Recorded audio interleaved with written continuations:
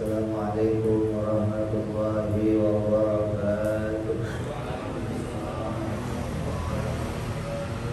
Al-Fatihah wa sayyidina wa habibina Rasulillah Sayyidina Muhammad bin Abdullah sallallahu alaihi wa ala alihi wa sahbihi wa azwajihi wa dzurriyyatihi inna Allaha ya'lamu bil jannah wa yaqulu salihin wa anmarihi ma'lumihi wa nafarihi wa barakatihi fid dini wa dunya wal akhirah wa ja'alna min ويرزقنا محبتهم ويتوفنا على ملتهم ويأجرنا في زمرتهم بالعافية والسلامة لهم الفاتحة.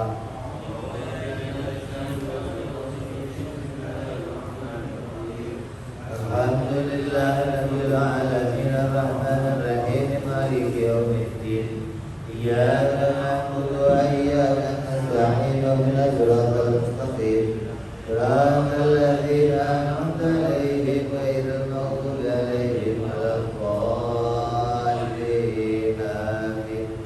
بسم الله الرحمن الرحيم نويت التعلم والتعليم والتذكر والتذكير وأن أطعم والاتباع والعبادة والاستفادة والإحسان على التمسك بكتاب الله وسنة رسول الله صلى الله عليه وسلم والدعاء إلى الهدى والدلالة على الخير ابتغاء مرضاته وقربه وثوابه وحسن الخاتمة مع اللطف والعافية وصلاح الأحباب.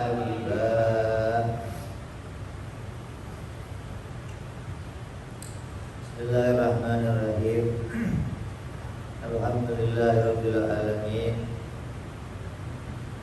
Wassalatu wassalamu ala asyrafil anbiya'i wal mursalin sayyidina wa habibina wa syafi'ina wa maulana Muhammadin wa ala alihi wa sahbihi ajma'in. Amma ba'du.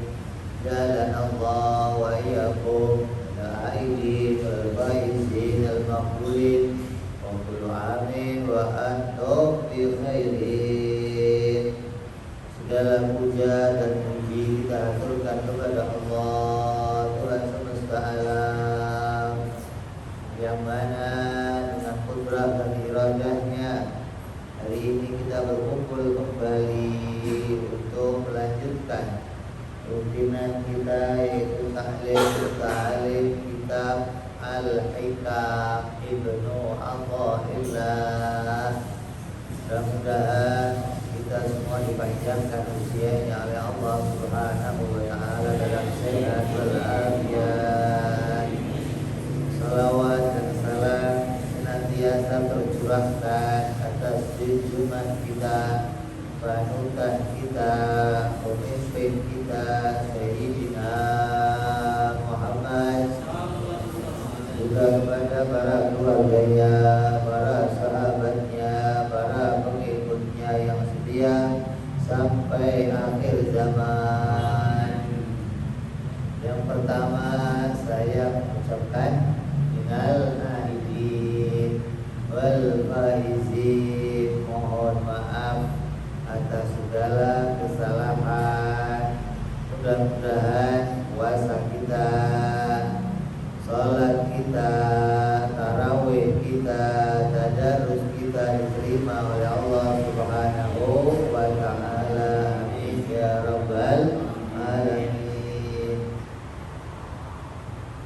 Dikatakan oleh ulama,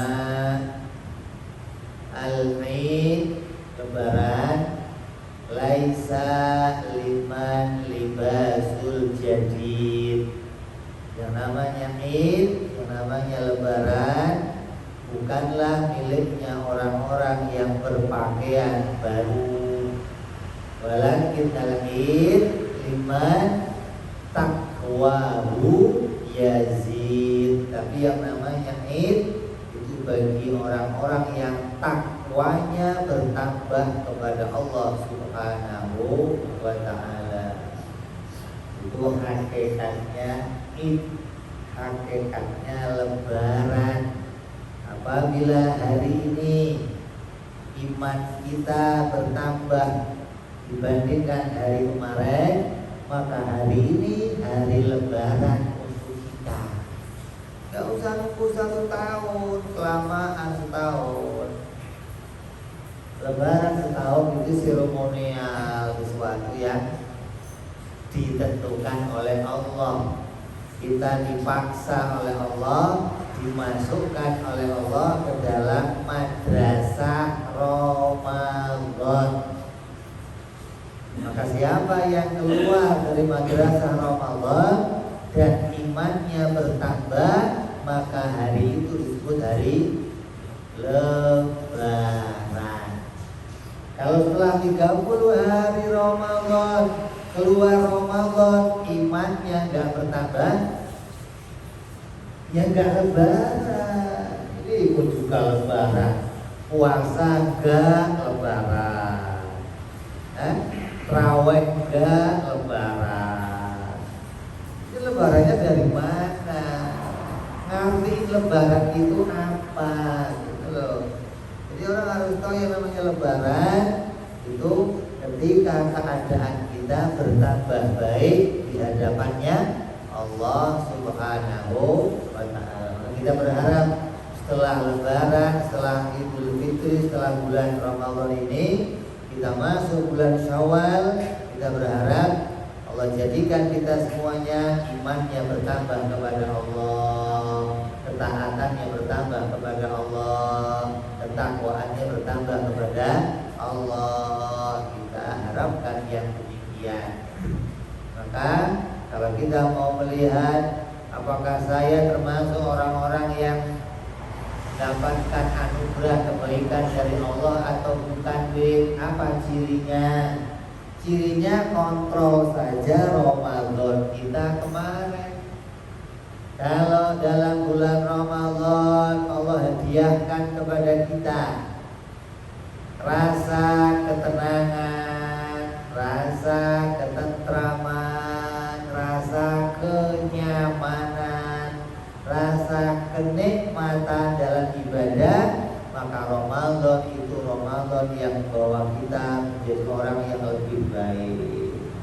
Tapi kalau dalam Ramadan kemarin sholat kita masih sama dengan hari-hari yang sebelum Ramadan, hati kita masih tidak mendapatkan ketenangan, tidak mendapatkan ketentraman, tidak mendapatkan ketenangan, berarti hati tersebut tidak mendapatkan hadiah dari Allah Subhanahu wa ta'ala.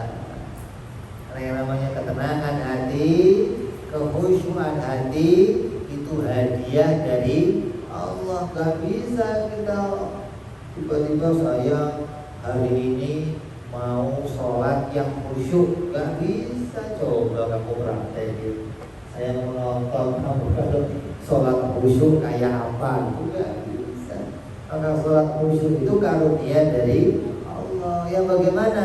Yang ketika sholat Allah bersihkan pikiran kita dari dunia. Ini hadiah dari Allah. Allah yang menenangkan hati kita, gak pikiran kantor, gak pikiran utang, gak pikiran tunggakan, gak kepikiran besok mau bagaimana. Maka sholat yang demikian itu hadiah dari Allah. Ketika kita mendapatkan ketentraman dalam sholat kita, rasanya gampang mengingat Allah, langsung ingat, hatinya langsung hadir menghadap Allah. Itu hadiah. Tapi ada kalanya kita sholat dikhusyuk-khusyukin, masih muncul juga dunia. Dikhusyuk-khusyukin masih muncul juga ingatan tentang selain Allah. Bahkan untuk mengingat Allah menjadi hal yang sulit sekali karena tidak diberikan hadiah oleh Allah. Maka kekhusyukan sholat adalah sebagai pedoman atau tujuan kita Orang yang cerdas adalah orang-orang yang berupaya bagaimana amal ibadah yang ini diterima oleh Allah Subhanahu wa ta'ala, sebagaimana wasiat dari Imam Ahmad bin Athaillah yang mengingatkan kepada kita bahwa seorang yang mukmin yang telah wusul kepada Allah, yang telah sampai kepada Allah, maka dia tidak butuh banyaknya ibadah. Yang dia butuh apa? Yang dibutuhkan apa? Diterimanya ibadah, bukan banyaknya ibadah. Karena apabila ibadah kita diterima oleh Allah, walaupun itu 2 rakaat, tapi nilainya menjadi banyak karena diberi pahala oleh Allah Subhanahu wa ta'ala. Tapi kalau ibadah kita banyak tapi tidak diterima oleh Allah, maka yang banyak itu menjadi sedikit, bahkan yang banyak itu menjadi tidak punya nilai karena tidak diberi pahala oleh Allah Subhanahu wa ta'ala. Maka orang yang cerdas adalah orang yang berupaya bagaimana ibadahnya bisa diterima oleh Allah Subhanahu wa ta'ala.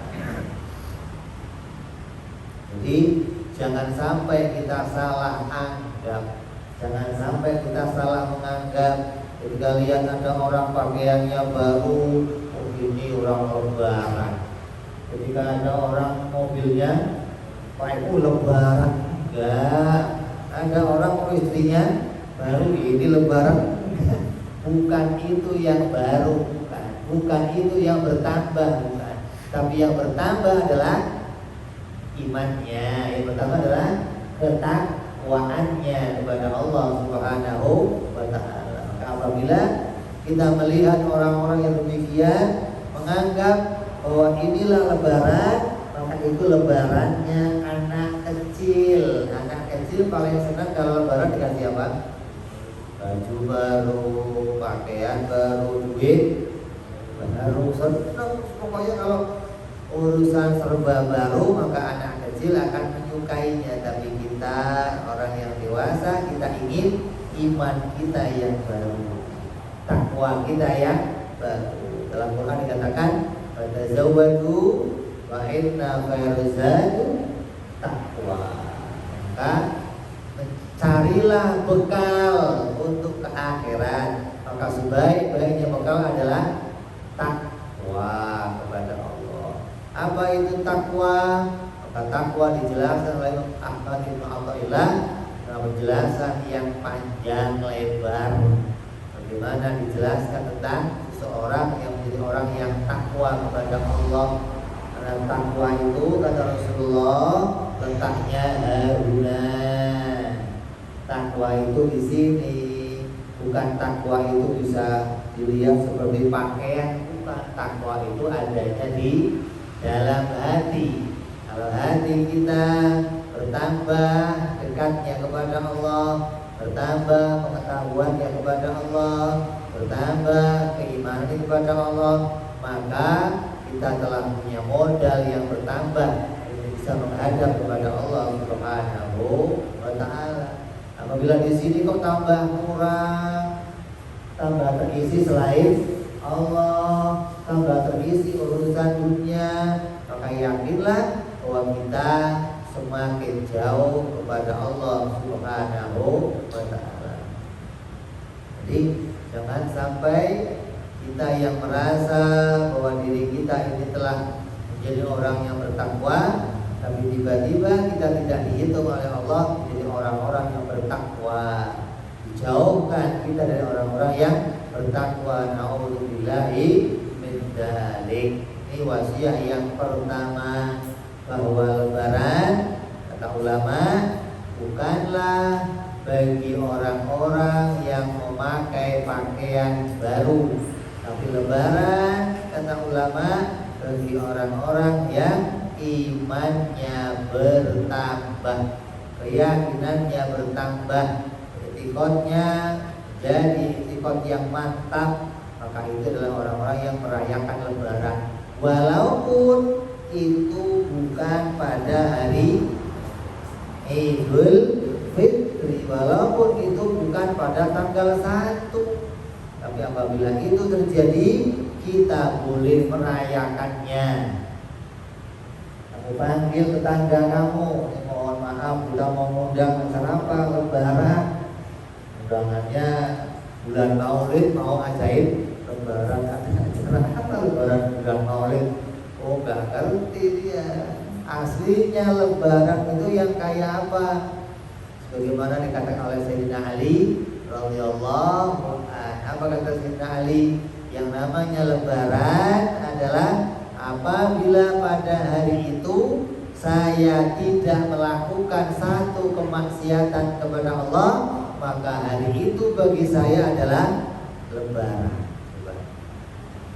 Jadi kamu bisa lebaran kapan saja, bukan harus nunggu puasa dulu baru lebaran. Kalau kita ingat-ingat, dari pagi sampai malam saya gak maksiat, maka rayakan hari itu menjadi hari lebaran. Tanya, kamu gak maksiat ngapain aja seharian? Tidur bro. Kan gak maksiat, gak taunya tidur seharian, itu justru maksiat isinya. Ninggalin sholat, ninggalin macam-macam.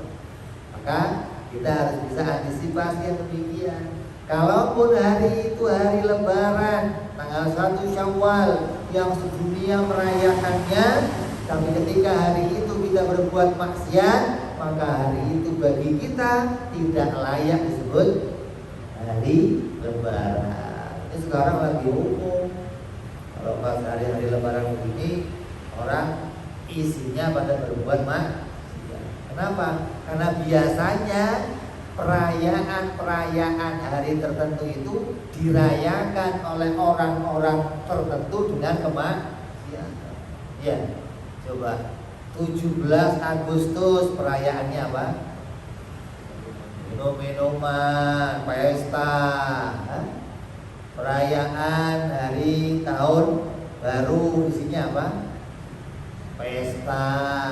Perayaan Idul Fitri juga ada yang merayakan dengan pesta pora, dengan bersalam-salaman, laki-laki dan perempuan yang bukan muhrim yang kumpul menjadi satu, dianggap ini kan hari raya, kita perayaan, maka kita boleh merayakannya. Maka itu tidak layak disebut sebagai Idul Fitri. Ini hakikatnya harus kita tahu. Jangan tertipu pada zahirnya saja. Zahirnya kelihatannya tanggal ini tanggal hari 1, tanggal 1 Syawal, itu lebaran, itu zahirnya. Tapi hakikatnya harus kita lihat. Kalau di hari itu ada kemaksiatan, maka berarti di hari itu kita dijauhkan dari Allah Subhanahu wa ta'ala. Jadi hari itu tidak layak kita menyebut diri kita sedang melakukan lebaran. Ini banyak yang terjadi, khususnya di kampung-kampung sono. Kalau sudah lebaran ngapain aja? Apalagi yang dari kota bawa duit pulang, kampung di kampung nanggap sambutan. Kampungnya itu luar biasa. Sampai mau bikin acara halal bihalal aja harus ribut sama orang kampung. Dulu halal bihalal sekampung kumpul manggilnya kiai, ya, diisi dengan ceramah agama. Begitu ada yang mulai musuhi dangdutan, udah kiai gak laku lagi, setiap tahun jadinya dangdutan, diisi pesta, diisi hura-hura, diisi ya Allah, dianggap ini loh lebaran. Na'udzubillahi. Sekali kita melakukan maksiat, sekali itu pula kita dijauhkan dari Allah Subhanahu wa ta'ala. Nah, yang namanya dosa itu apa? Dosa itu sesuatu yang menjauhkan kita dari Allah, namanya dosa. Kalau digambar dalam ilmu, dalam syariat, orang yang melakukan satu kesalahan, satu dosa, Allah letakkan dalam hatinya satu titik hitam. Artinya apa? Kalau ada satu titik hitam berarti ada satu penghalang untuk bisa melihat kepada Allah. Maksiat lagi diberi titik hitam lagi. Maksiat lagi diberi titik hitam lagi, berarti tambah apa? Terhalang bisa melihat Allah. Semakin dia maksiat semakin terhalang dia untuk melihat kepada Allah. Sedangkan kita diperintahkan tiap waktu bersaksi kepada Allah. Melihat Allah itu maknanya menyaksikan Allah, menyaksikan kudrat iradatnya, menyaksikan kekuasaannya Allah, menyaksikan keagungannya Allah. Itu bersaksi kepada Allah, dan itu tiap waktu yang gak boleh kita tinggal.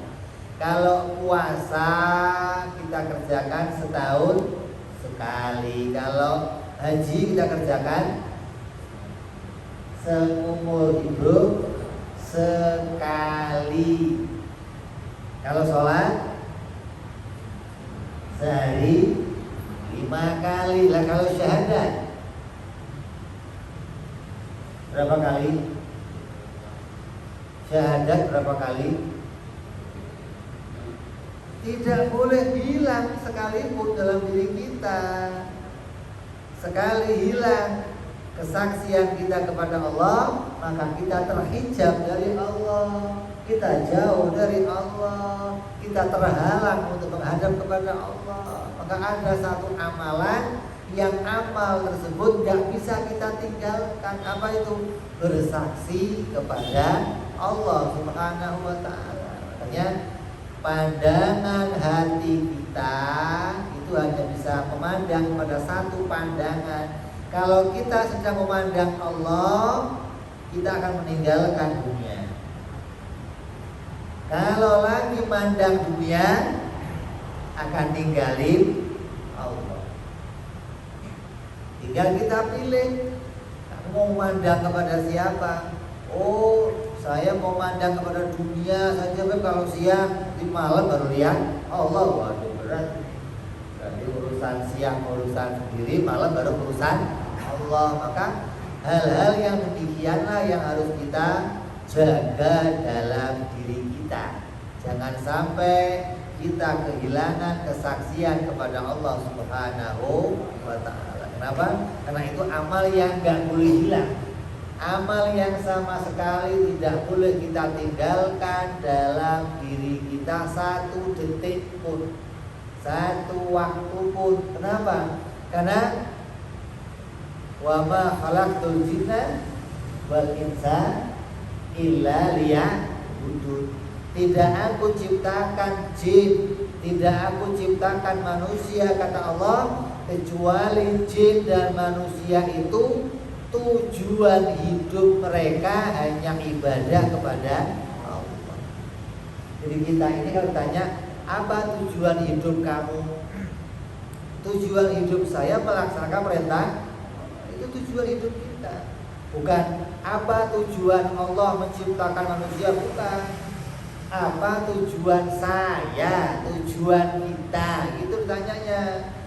Kalau ditanya apa tujuan hidup kita, tujuan hidup kita adalah menghambakan diri kepada Allah setiap waktu, setiap detik, setiap masa, tanpa ada jeda, tanpa ada batasan, mau siang, mau sore, mau malam, mau di masjid, mau di luar masjid, mau di kamar mandi, mau di kamar sendiri, kita sedang menghadap kepada Allah. Jangan menganggap bahwa ada orang kalau sudah ngelakuin sholat, sudah ngelakuin ibadah, selesai isya dianggap bebas, sudah gak punya tanggungan, sudah gak punya tugas, dianggap bebas. Kalau bebas terus ngapain lu? Ya bebas, ya bebasin siapa? 24 jam malaikat gak pernah istirahat. Untuk apa? Mencatat amal kebaikan. Tidak berarti 24 jam kalau kita beramal, kita tercatat menjadi orang yang melakukan kebaikan. Beda sama kerja di kantor. Kamu kerja di kantor, selepas jam 4 sore, jam 5 sore, kalau bos kamu gak ada perintah untuk lembur, kok kamu kerja, yang bayar siapa? Ada yang bayar? Ditulis lembur apa enggak?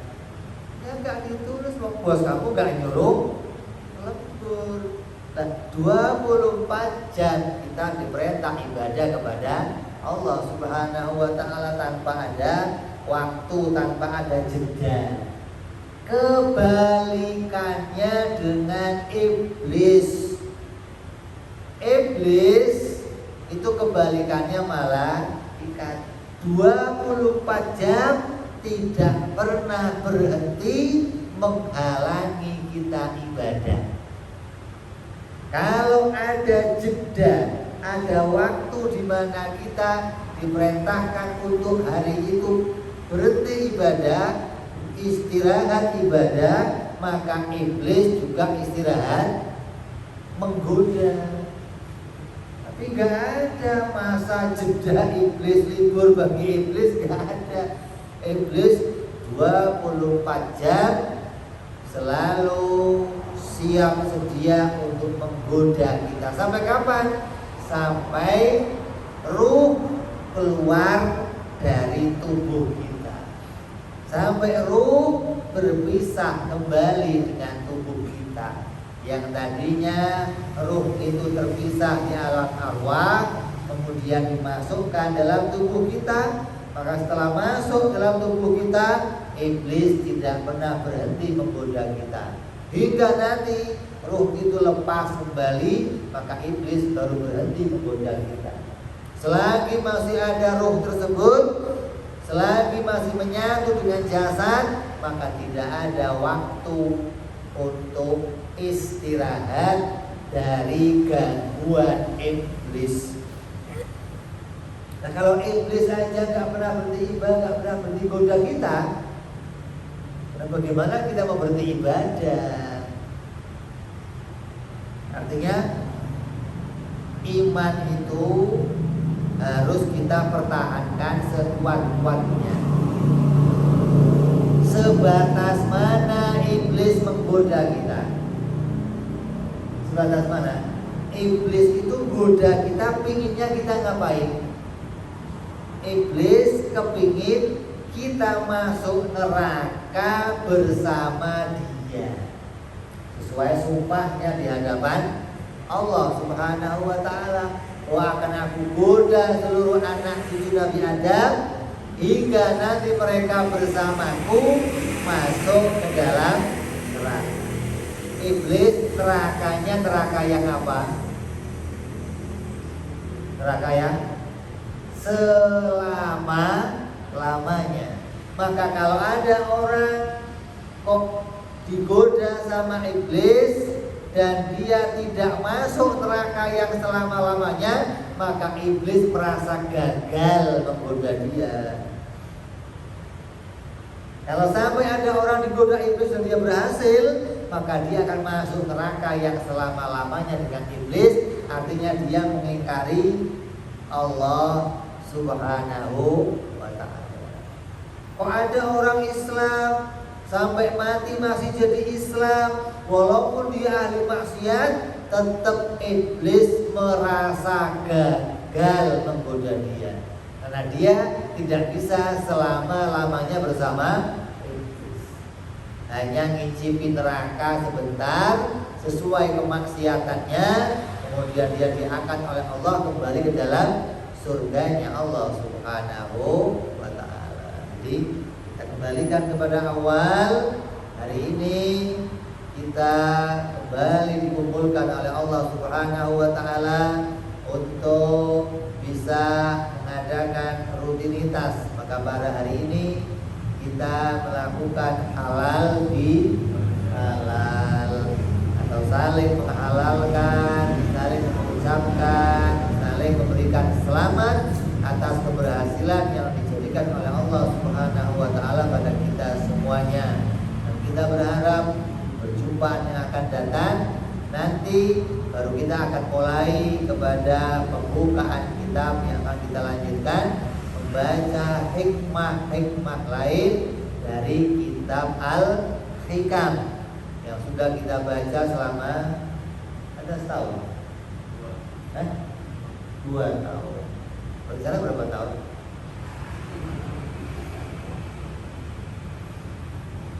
Hikam itu kan ada 250 hikmah. 250 hikmah.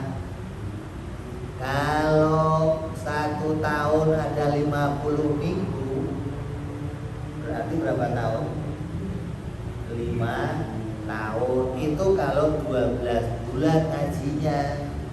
Kalau ngajinya cuma 10 bulan, berhenti Ramadan, berhenti bulan Syawal, ya berarti ya banyak tahun dah.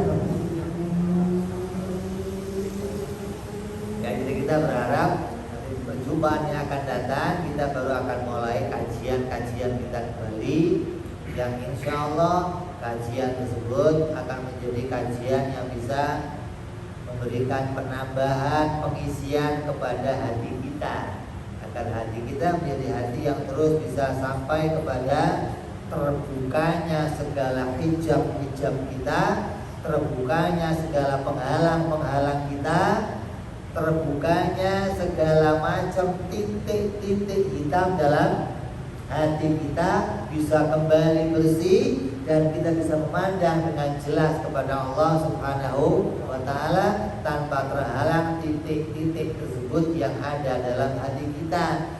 Artinya tiap-tiap hari kita berusaha membuang satu titik hingga semua titik tersebut menjadi bersih dalam hati kita. Jangan ditambahin lagi. Hari ini bersihin 1 titik, nambahin 3 titik, itu bukan bersih namanya. Bersihin titik yang kemarin 3, nambahin 5 titik hari ini, itu bukan. Jadi kita berupaya sebaik-baiknya, berupaya sekuat-kuatnya, bagaimana agar hari-hari kita itu kita isi dengan kebaikan kepada Allah Subhanahu wa taala, yang pada intinya, pada pokoknya kita ingin mempertahankan bagaimana keimanan kita kepada Allah tetap kita miliki sampai nanti datangnya hari kematian kita, sampai nanti datangnya perpisahan kita dengan ruh kita tetap membawa iman kepada Allah Subhanahu wa taala. Jangan sampai iman ini putus di tengah jalan. Jangan sampai iman itu hanya separuh jalan. Jangan sampai iman itu hanya pada awalnya, tapi akhirnya kita menjadi orang yang tidak memiliki iman. Ini sama aja seperti orang yang bikin kawinan. Awalnya bikin tahlilan, awalnya bikin maulidan, akhirnya bikin dangdutan. Kan repot itu. Namanya apa itu? Su'ul khotimah, bukan husnul khotimah. Al-husnul khotimah awalnya ngundang kiai, bikin tahlilan, bikin maulidan, akhirnya bikin pengajian maulid. Setelah perkawinan bikin pengajian umum agar orang disirami dengan pengajian, pengantinnya mendapat wacana tentang kehidupan, mendapat siraman dari kiai, bukannya malah menjadikan acara tersebut sebagai acara penuh kemaksiatan. Begitu pula dengan hidup kita, jangan isi hidup kita dengan awalnya penuh kebaikan tapi akhirnya penuh dengan kemaksiatan. Kita berharap mudah-mudahan kita semua dipanjangkan usianya oleh Allah, disampaikan oleh Allah, bisa sampai Ramadan yang akan datang, berjumpa lagi dengan Ramadan, mendapatkan karunia Ramadan, mendapat kemuliaan bulan Ramadan, mendapatkan Lailatul Qadar di bulan Ramadan, hingga kita mendapatkan selalu banyak amal-amal yang mana hitungannya menjadi sama dengan hitungannya orang-orang yang terdahulu umat-umat yang terdahulu, umat sebelum Nabi Muhammad SAW yang usianya panjang-panjang dan amalnya banyak. Mudah-mudahan Ramadan yang keluar ini tidak menjadi musuh kita. Ramadan tidak membenci kita. Ramadan tidak melaporkan kepada Allah kemaksiatan kita yang ada di dalamnya. Kita berharap bahwa hati kita dibersihkan oleh Allah, iman kita dijaga oleh Allah, amal kita diterima oleh Allah Subhanahu wa taala, hingga kita menjadi orang-orang yang diridhai oleh Allah dunia sampai akhirat. Amin ya rabbal alamin. Ini sebagai pembukaan kita, sebagai bentuk halal bihalal. Kita berharap mudah-mudahan kita tetap menjadi orang-orang yang tekun, mau ngaji, mau istiqomah, mau melakukan kebaikan, hingga tujuan kita ibadah kepada Allah, mengabdi kepada Allah, menjadi tujuan yang bisa berhasil hingga kita keluar dari keadaan dunia ini dalam kematian membawa iman, membawa Islam, dan sampai kepada husnul khatimah insyaallah. Ini saja yang bisa saya sampaikan. Banyak kurangnya dari saya, mohon dimaafkan. Hadanallahu wa iyyakum ajmain wa ila hadratin nabi. Al-Fatihah.